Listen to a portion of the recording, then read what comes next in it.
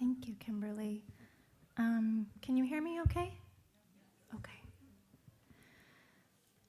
Thank you to Stand With Asian Americans for organizing this event and for inviting me to be a part of it.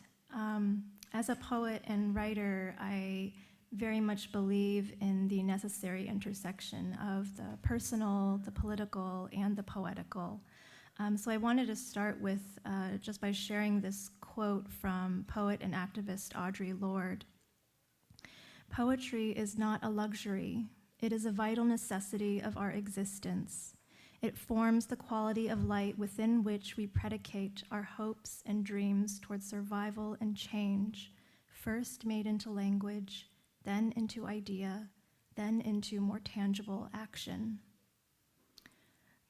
The women that we are remembering today were significantly all immigrants. They were all mothers, some of them grandmothers.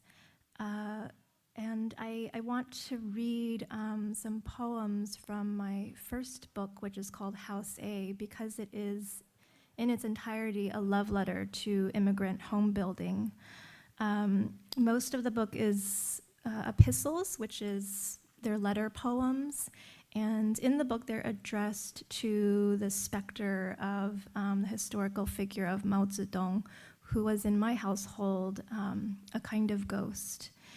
But today I wanted to sort of radically reimagine these poems as love letters to our community.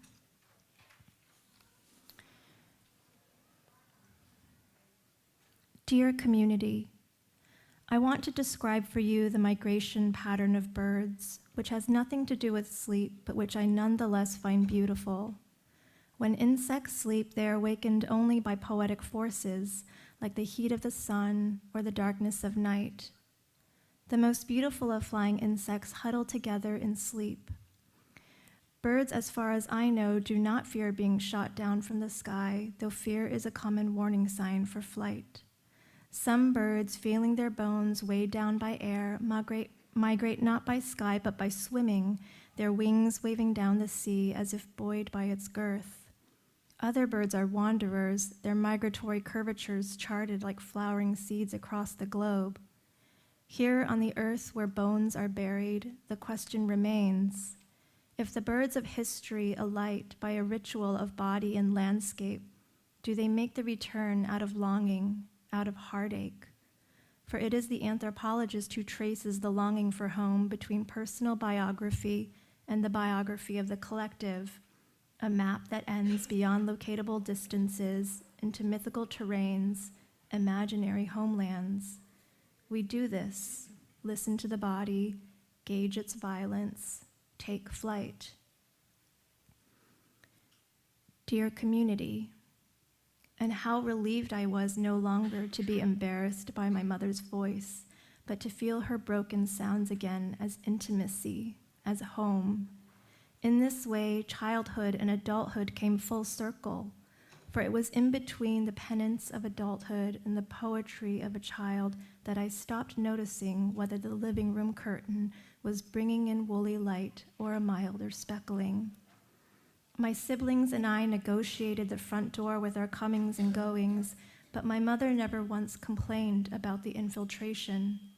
To be sure, she rarely spoke of her history or mine. Instead, between the light of holier days and birthday cakes with our names spelled out in fruit, I somewhere heard fragments like hand shadows that cannot be pinpointed. So it was that I absorbed history's sins. Dear community, stitched across my sleeping bag in thin silver lines is a contour map which you may very well call belonging and unbelonging, since it resembles the ocean's own migratory movements or the spreading of constellations across a dark chart. I like to lie in it and pretend it is enveloping me. For if the world drowsy were to be washed in a sheen, perhaps we would all have some intuitive knowledge of the immigrant body. And we do at times, conscious of the ins and outs of how history holds us, or the ways we negotiate the space outside our bodies, noticing where and how we do not cohere. What, after all, does the body know?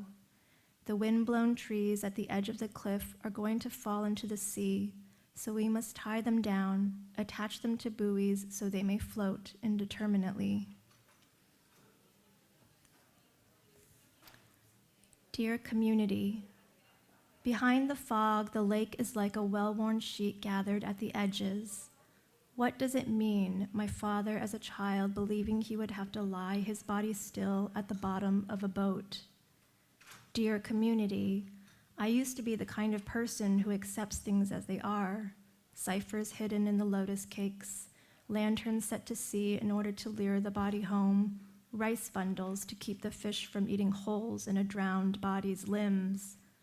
Our home in the south of the island slept between the ocean on one side and on the other large dark hills, so I could always know what it was to be at the same time cocooned and ready to arch a distance.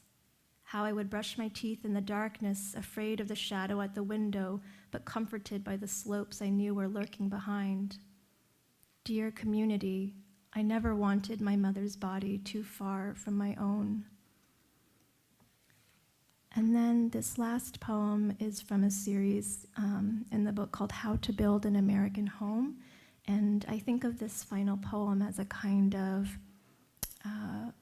wish, a hope, a dream, a blessing. Rather than reorienting towards spatial geometries, new geographies, the body is a plane that has already been inscribed. Newspaper stories of bodies bent over, bodies in shame, a continuation of angles yet to be unlearned. If we could trace such a system of invisible dimensions, unearth an inheritance of fractures and cracks, we would know once and for all how decades have no margins, oceans do not stop.